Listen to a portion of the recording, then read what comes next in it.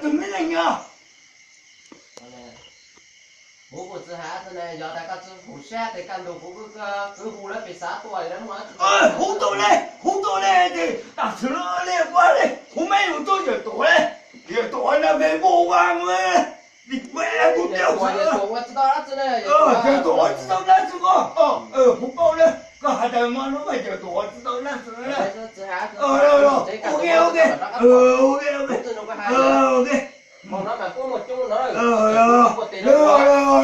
có hai đứa giờ tổ ra ôn đâu ra từ nữa ơi tổ nó cũng rõ lên nhá rồi ok ok rồi giờ tổ nó ra từ đó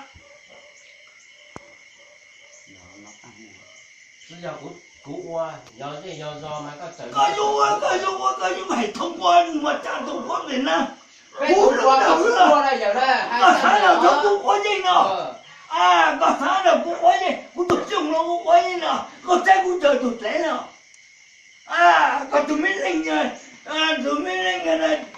lên rồi ôn đi hai cái đấy có chưa tụt chỗ nào cái này là gì cơ anh này chỗ tu cũng có cũng tu giờ nhất trí thông cảm đúng không sáng là con ôn nó bật ra qua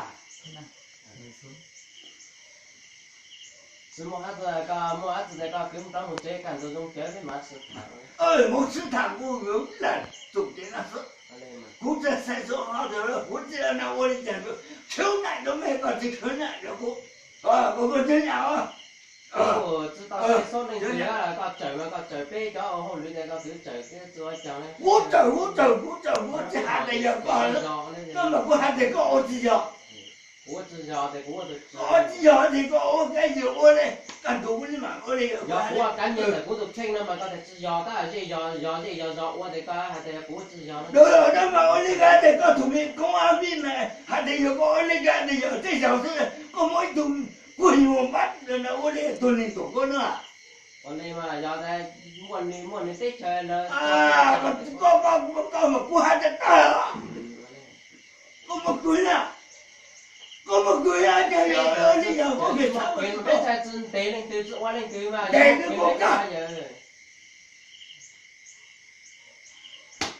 Em có sáng rồi thân có hai thằng thầy cũng có, đâu có đâu. Một cái miếng lên nha. Về nhà. Về đâu, không chọn ở đây, nhà tôi. Về. Rồi mua bữa tin đâu. Về nhà. Mua bữa tin đâu. Ông nói ông về đi. Đây là nhà tôi, ở nhà ông. Ôi em ơi, ông mày về không? Ôi một chết á. Nó bảo ôi liều quá. Tôi cũng chính một tí đâu quá vậy. Coi là vậy cũng sách là vậy một kỳ đó. Tôi mà cũng hát coi rồi chế được cũng. Mà nó mà một giờ cuốn rồi kia. Giờ chứ giờ con cũng ăn chứ đó.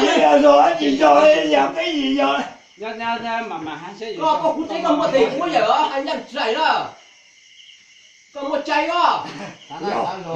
Mới đi hỏi thì sao cũng dùng cái hát đâu mà ôi liều cũng ngồi. Còn mà nó có công chế của ta có tất chỉ có dùng chế cũng phải xén được có hai.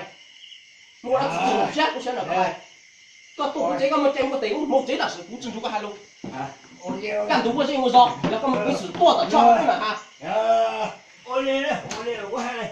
Họ nói chịu ôi liều quá hay. Họ nói giờ gì giờ我只要苦啊，có tôi整苦啊，咁個地苦啊giờ.苦西個整một cây đó.